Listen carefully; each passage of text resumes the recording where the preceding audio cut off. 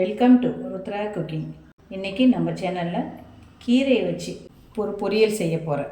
பொன்னாங்கண்ணி கீரை தான் கிடச்சிருக்கு. இதை வச்சு ஒரு பொரியல் செய்ய போகிறேன். அது எப்படி செய்யறதுன்னு நம்ம வீடியோக்குள்ளே போகிறதுக்கு முன்னாடி நம்ம சேனலை மறக்காமல் சப்ஸ்கிரைப் பண்ணிக்கோங்க.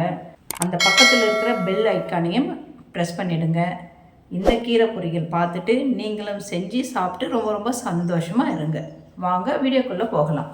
கீரை பொரியல் செய்யறதுக்கு நான் இந்த பொன்னாங்கண்ணி கீரை ஒரு கட்டு எடுத்திருக்கேன்.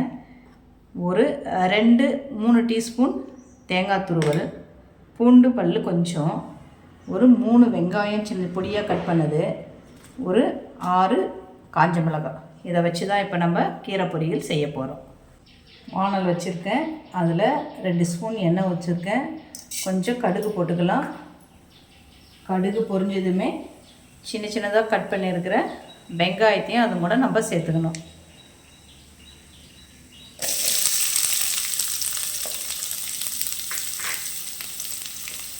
பொடியாக கட் பண்ணியிருக்கிற பூண்டு, நான் கொஞ்சம் பூண்டு அதிகமாக போடுவேன். பூண்டு கொஞ்சம் நிறைய போட்டோம்னா கீரை வாசனையாகவும் சாப்பிட்றதுக்கு டேஸ்ட்டாகவும் இருக்கும்.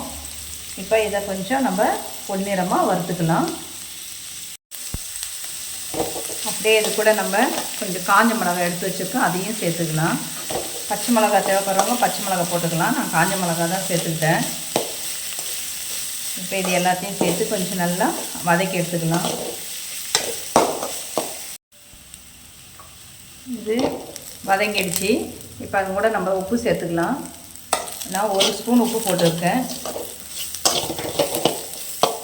உப்பு போட்ட பிறகு நம்ம கீரையை அது கூட சேர்த்துக்கலாம். நான் கீரையை கொஞ்சம் சின்ன சின்னதாக கட் பண்ணி வச்சுருக்கேன். இப்போ அது கூட சேர்த்துக்கலாம்.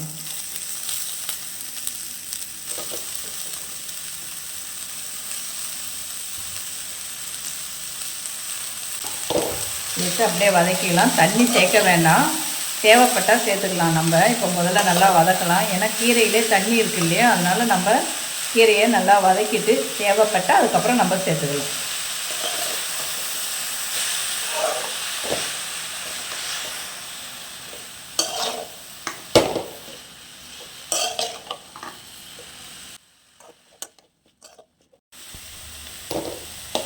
கீரையும் நல்லாவே வெந்துடுச்சு.